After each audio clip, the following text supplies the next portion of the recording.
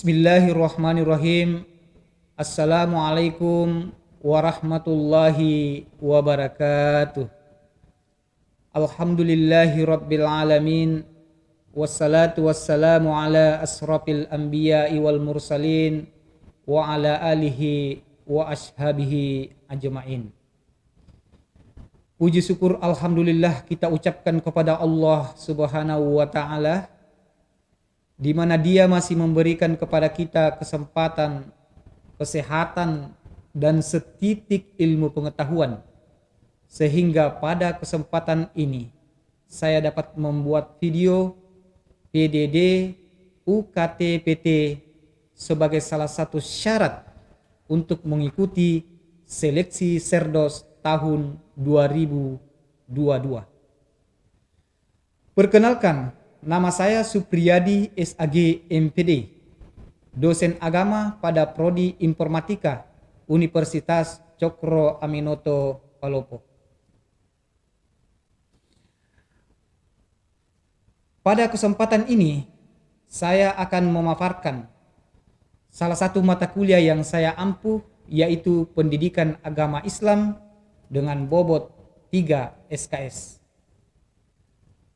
Adapun deskripsi mata kuliah ini adalah mata kuliah ini membahas tentang masalah pokok dalam Islam, meliputi hakikat manusia, kemudian hakikat agama, sumber-sumber ajaran agama Islam yaitu Al-Quran dan hadis, kemudian ijtihad.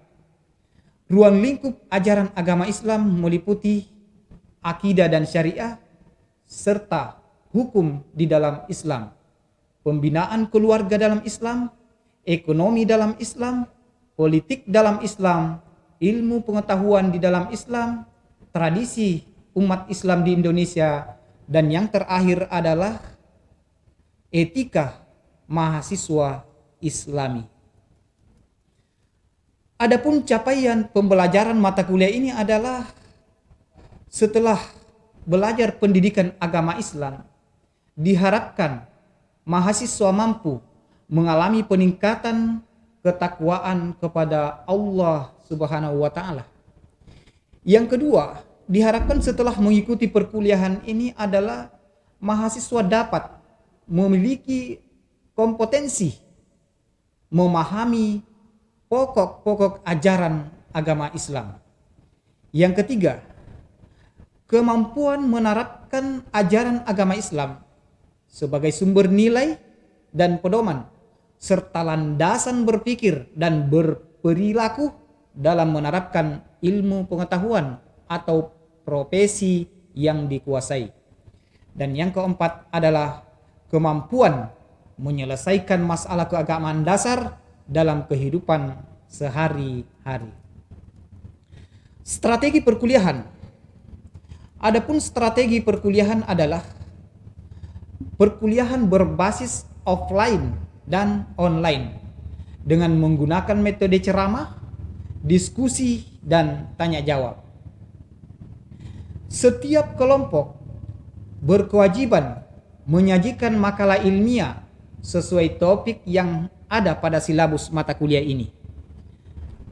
Kemudian naskah atau file makalah harus diserahkan kepada dosen sebelum dipresentasikan. Makalah yang telah diseminarkan harus direvisi berdasarkan saran dan kritik yang berkembang di dalam seminar.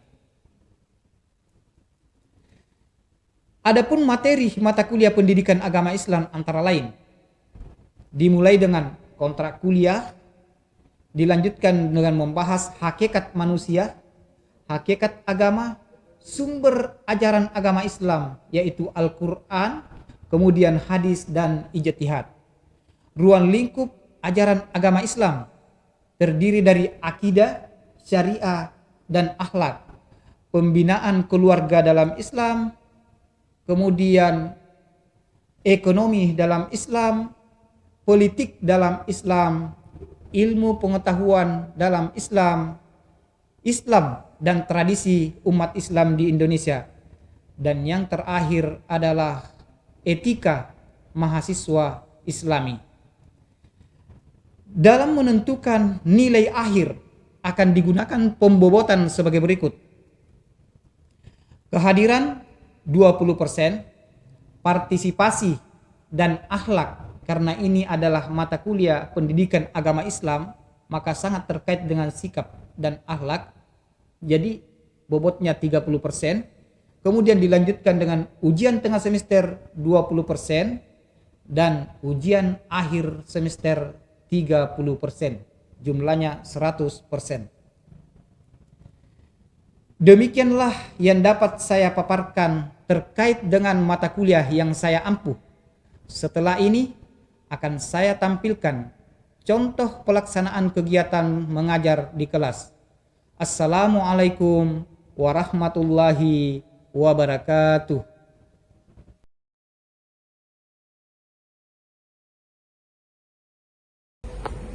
Assalamualaikum warahmatullahi wabarakatuh. Waalaikumsalam warahmatullahi wabarakatuh. Alhamdulillahi rabbil alamin. Wassalatu wassalamu ala asrafil anbiya'i wal mursalin wa ala alihi wa ashabihi ajma'in. Amma ba'd.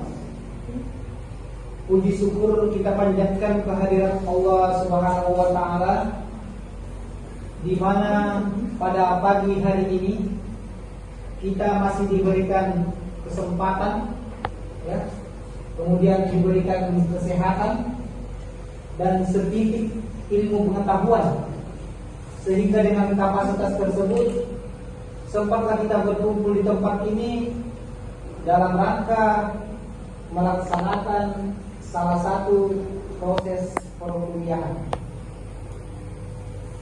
Salawat dan taslim kita persembahkan kepada Nabiullah Muhammad Sallallahu Alaihi Wasallam, Nabi sebagai rahmatan lil alamin. Anak-anak sekalian yang saya banggakan, sebelum kita melanjutkan proses perkuliahan ini, alangkah lebih afdalnya kalau kita berdoa kepada Allah Subhanahu wa taala, semoga kita senantiasa berada dalam lindungannya dan dimudahkan segala urusan kita.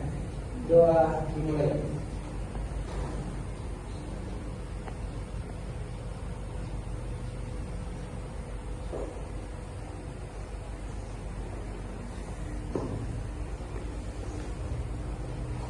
Selesai. Mata kuliah yang kita bawakan pada kesempatan ini adalah pendidikan agama Islam. Kemudian mengurai tentang akidah. Jadi yang kita bahas pada kesempatan ini adalah akidah. Ada yang tahu apa itu akidah? Kepercayaan, betul. Akidah itu adalah keyakinan atau kepercayaan. Pertanyaannya kemudian adalah apa yang harus kita percaya? Apa yang harus kita yakini? Karena banyak hari ini orang mempercayai sesuatu tapi bukan yang seharusnya kita percayai. Nah, yang harus kita percaya dalam materi ini terkait dengan akidah adalah al-imanu an tu'minu billahi wa malaikatihi wa kutubihi wa rusulihi wal yaumil akhir. Ya. Jadi inilah beberapa hal yang harus kita percayai, yaitu harus kita percaya bahwa Allah itu ada. Allah yang menciptakan segala sesuatu yang ada di muka bumi ini, baik yang terlihat maupun yang tak terlihat. Dan sesungguhnya diciptakannya langit dan bumi, inna fi khalqis samawati wal ardh, sesungguhnya diciptakannya langit dan bumi adalah termasuk tanda-tanda kekuasaan Allah Subhanahu wa taala bagi orang yang berpikir. Ya. Yang kedua adalah kita harus mempercayai adanya malaikat. Kemudian kitab-kitab, semua kitab-kitab yang diturunkan oleh Allah Subhanahu wa taala, termasuk kitab yang terakhir itu adalah Al-Qur'an. Itu harus kita yakini dan kita percayai semua apa yang terkandung di dalamnya. Kemudian harus kita meyakini bahwa ada rasul, dan yang paling terpenting lagi adalah kita harus percaya sebagai umat Islam bahwa ada yang namanya hari akhirat, hari pembalasan, di mana hari akhirat ini adalah hari di mana seluruh amalan-amalan kita yang kita lakukan mulai dari kita lahir sampai kita meninggal dunia dipertanggungjawabkan di hadapan Allah Subhanahu wa taala. Makanya orang-orang yang meyakini tentang hari akhirat dengan orang yang tidak yakin dengan hari akhirat haruslah berbeda. Karena bagi mereka yang tidak meyakini adanya hari akhirat, maka pasti dia akan berbuat apa yang dia sukai. Tapi bagi kita yang percaya bahwa ada yang namanya hari akhirat, hari pembalasan, di mana seluruh amalan-amalan kita, baik itu yang bertentangan dengan agama atau yang sesuai dengan agama, akan diberikan balasannya oleh Allah Subhanahu wa taala. Dan yang terakhir itu adalah harus kita percaya namanya qada dan qadar, takdir baik dan takdir buruk. Konsep akidah ini harus mengacu pada tasdikun bil qalbi wa iqrarun bil lisani wa amalun bil arkan.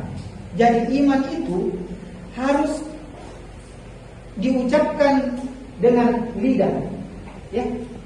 Kemudian dibenarkan dengan hati kita, kemudian dikerjakan dengan anggota tubuh. Ya, itulah yang dimaksud dengan iman yang sesungguhnya. Karena banyak dalam realitas sosial hari ini, ya, banyak yang kita temukan dalam kehidupan sosial, orang yang mengaku beriman, saya umat Islam, tapi dia sebatas lidah saja. Berarti bukan yang dimaksud dengan yang tadi itu. Ada juga orang mengatakan saya beriman kepada Allah, tapi bukan tidak melakukan hal-hal yang dianjurkan oleh agama. Jadi konsep yang sebenarnya setelah kita ucapkan bahwa saya umat Islam, maka dia harus diucapkan dengan lidah, dibenarkan dengan hati, kemudian dikerjakan dengan anggota tubuh. Anak-anak sekalian yang saya banggakan, selanjutnya terkait dengan muamalah, maka dalam Islam itu sudah diatur sedemikian rupa tentang masalah perkawinan, ya. Dalam perkawinan itu bagaimana caranya melakukan perkawinan, kemudian talak, siapa yang harus jadi saksi, siapa yang harus jadi wali, itu semua diatur dalam perkawinan. Kemudian warisan dan wakaf. Nah, itulah kira-kira yang terkait dengan syariat. Selanjutnya, sebelum saya mengurai hal yang lain, maka saya persilakan kepada anak-anak sekalian, mungkin ada beberapa hal yang ingin ditanyakan. Padanya dipersilakan. Ya, silakan. Siapa namanya? Isdahlia. Bismillahirrahmanirrahim. Assalamualaikum warahmatullahi wabarakatuh. Waalaikumsalam warahmatullahi wabarakatuh. Perkenalkan, nama saya Isdahlia dengan ekor NIM 212. Terima kasih atas kesempatan yang diberikan kepada saya. Saya ingin bertanya, bagaimana cara agar kita yakin terhadap Allah, padahal Allah itu tidak terlihat? Terima kasih. Wassalamualaikum warahmatullahi wabarakatuh. Waalaikumsalam warahmatullahi wabarakatuh. Dan dia Pertanyaannya, bagaimana caranya kita bisa meyakini yang namanya Allah? Padahal kita tidak melihat. Kan biasanya kita dalam kehidupan sehari-hari kan, saya percaya yang namanya siapa namanya? Nia Ramadhani karena ada orangnya, ada ciri khasnya. Terlihat, misalnya ciri khasnya hidungnya begini, kulitnya begini. Jadi kita yakin keberadaannya karena dia kita kenal. Kalau dia adalah anak yang boleh kenal, maka kita harus mengenal ciri khasnya. Oh dia begini, Nia Ramadhani itu adalah putih, kemudian hidungnya begini. Itu bisa kita kenal yang namanya Nia Ramadhani. Tapi pertanyaannya kemudian, bagaimana kalau Allah tidak pernah ketemu dengan Allah? Ada yang pernah ketemu dengan Allah? Tidak. Nah, untuk meyakini keberadaan Allah, maka inna fi khalqis samawati wal ardi wa ikhtilafil laili wan nahar. Sesungguhnya penciptaan langit dan bumi adalah terdapat tanda-tanda kekuasaan Allah bagi orang yang. Jadi kalau kita mau meyakini keberadaan Allah, jangan kita mencari zatnya, tapi coba kita amati semua apa yang ada di lingkungan kita ini, termasuk lautan yang begitu luas. Ya, laut yang begitu luas. Apakah ada di antara manusia yang mampu, walaupun kita kumpulkan seluruh orang yang ada di Papua ini, untuk membuat yang namanya laut? Kira-kira sanggup tidak? Tidak. Dia tidak akan pernah sanggup. Kalau dia tidak sanggup, berarti ada sesuatu yang luar biasa, yang maha luar biasa, yang bisa menciptakan yang namanya laut ini. Kemudian kita lihat langit yang sangat luar biasa, tidak ada tiangnya, kemudian dia berdiri kokoh. Kira-kira adakah sejenis manusia atau makhluk yang bisa menciptakan yang sejenis langit?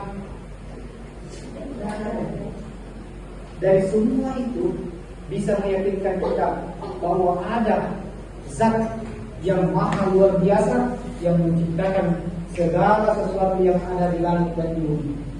Itulah yang harus kita yakini. Tidak perlu kita mencari zatnya, tapi kita amati apa yang ada di sekitar kita. Selanjutnya saya persilakan berikan kesempatan kepada siapa tahu masih ada yang ingin bertanya. Ya silakan. Siapa namanya? Sarmina. Beda tipis. Assalamualaikum warahmatullahi wabarakatuh. Waalaikumsalam warahmatullahi wabarakatuh. Perkenalkan, nama saya Sarmina dengan ekonim 197. Terima kasih atas kesempatan yang diberikan kepada saya. Saya ingin bertanya, menurut Bapak, bagaimana menurut Bapak jika ada orang yang rajin sekali lakukan sholat, bagus sholatnya, tapi rajin juga lakukan pelanggaran-pelanggaran, kejahatan-kejahatan, kayak judi, korupsi, gitu. Terima kasih. Wassalamualaikum warahmatullahi wabarakatuh. Waalaikumsalam warahmatullahi wabarakatuh. Pertanyaannya ini memang apa ya? Sering kita saksikan di kehidupan nyata. Ada orang yang rajin sekali sholat, pokoknya tidak ada waktu yang dia tinggal. Setiap waktu sholat dia pergi di masjid. Tapi di sisi lain, setelah dia sholat, dia juga gemar melakukan hal-hal yang bertentangan dengan agama. Banyak sering kita jumpai peristiwa seperti ini. Makanya di dalam Islam itu memang yang dianjurkan oleh agama itu adalah aqimis sholat wa atuz zakat. Ya, dirikan sholat dan tunaikan zakat. Jadi kita tidak pernah memang disuruh mengerjakan. Yang menyuruh kita mengerjakan sholat adalah dosen atau orang tua yang mengerjakan sholat benar. Karena berawal dari mengerjakan sholat, kemudian orang benar-benar berusaha untuk menjauhi segala larangan-larangan. Kalau berbicara mengenai sholat, orang yang sholat tapi sering melakukan hal-hal yang bertentangan dengan agama, maka sholat itu kalau kita mau kembali ke fungsinya adalah inna sholata tanha anil fahsya'i wal munkar. Ya, jadi sangat berbeda dengan bertolak belakang dengan apa yang kita tanyakan tadi. Karena sholat yang baik itu adalah sholat yang mampu mencegah dari perbuatan yang munkar. Jadi sholat yang diterima oleh Allah Subhanahu wa Ta'ala, ciri khasnya akan melekat kepada orang yang sholat. Pasti dia akan berusaha untuk menjauhi segala hal-hal yang dilarang oleh agama. Ya. Jadi kalau ada orang yang kita saksikan dalam kehidupan sehari-hari gemar melakukan sholat, tapi juga gemar melakukan hal-hal yang bertentangan dengan agama, berarti sholatnya perlu diperbaiki, masih bermasalah. Ya. Karena sesungguhnya sholat itu harus diletakkan dalam hati kita, mengontrol kita kemanapun kita pergi. Orang yang bekerja di kantor, sholatnya harus terbawa sehingga dia tidak korupsi. Orang yang mahasiswa misalnya harus terbawa sholatnya kemanapun dia pergi sehingga dia mampu menjadikan sholat itu sebagai pengawasan melekat. Kalau bahasa anunya itu pengawasan melekat. Jadi kemanapun kita pergi, sholat itu harus dikasih. Sehingga kalau mau pacaran, ya ada sholat. Mau melakukan persinahan, ada sholat itu. Biasanya sholat itu. Jadi orang yang sholat tapi juga masih pacaran, berarti sholatnya dipertanyakan. Oke. Mungkin sebagai kesimpulan pada kesempatan ini adalah berbicara tentang akidah. Ya. Akidah itu adalah keyakinan. Apa yang harus diyakini adalah al-iman an tu'minu billahi wa malaikatihi wa kutubihi wa rusulihi wal yawmil akhir. Setelah kita meyakini ini, maka kita harus melakukan ibadah. Ibadah itu dalam bentuk sholat, puasa, zakat, dan haji. Kemudian keempat unsur ini harus mampu memberikan perubahan dalam kehidupan sosial kita, yaitu harus mampu memberikan manfaat bagi masyarakat yang ada di lingkungan kita. Karena hadis Nabi mengatakan, "Man kana yu'minu billahi wal yawmil akhir falyuhsin jarahu, wa man kana yu'minu billahi wal yawmil akhir falyukrim dayfahu, wa man kana yu'minu billahi wal yawmil akhir falyakul aw yasmut." Kata Nabi, barang siapa yang beriman kepada Allah dan hari akhir, maka hendaklah dia memuliakan tetangga. Barang siapa yang beriman kepada Allah dan hari akhir, maka hendaklah dia memuliakan tamu. Dan barang siapa yang beriman kepada Allah dan hari akhir, maka hendaklah dia berkata-kata baik. Kalau tidak bisa berkata-kata baik, lebih baik dia. Jadi orang yang sudah bagus keyakinannya, kemudian sudah melaksanakan sholat, maka dia harus mampu memperbaiki hubungannya dengan tetangga, memperbaiki hubungannya dengan tamu, kemudian memperbaiki hubungannya dengan lingkungan di mana dia tinggal, termasuk memperbaiki hubungannya dengan sesama mahasiswa. Ya, jangan sampai kalian sesama mahasiswa terjadi yang namanya konflik-konflik, ya, jangan sampai terjadi. Anak-anakku sekalian yang saya banggakan, mungkin demikianlah pertemuan kita pada kesempatan ini. Lebih dan kurangnya mohon dimaafkan. Wabillahi taufiq wal hidayah. Wassalamualaikum warahmatullahi wabarakatuh. Waalaikumsalam warahmatullahi wabarakatuh.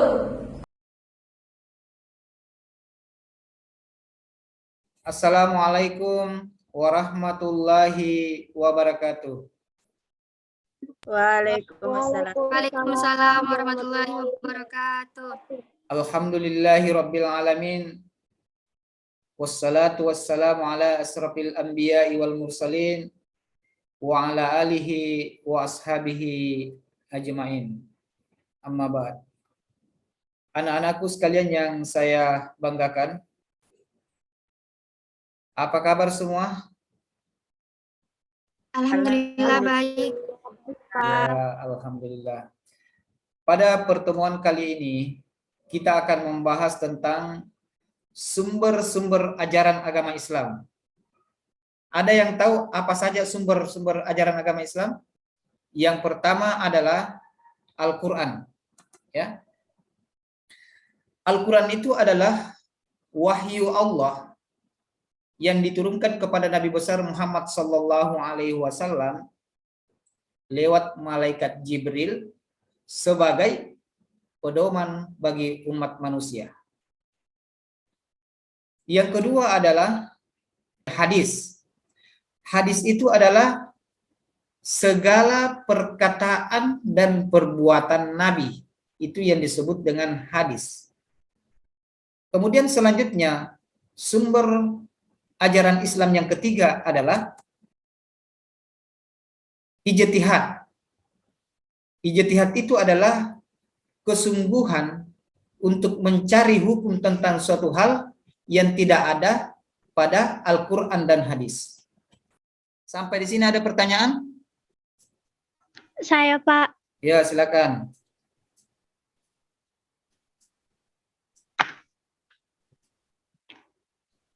Assalamualaikum warahmatullahi wabarakatuh. Waalaikumsalam warahmatullahi wabarakatuh. Perkenalkan, nama saya Nurul Qur'ani dengan ekor NIM 195.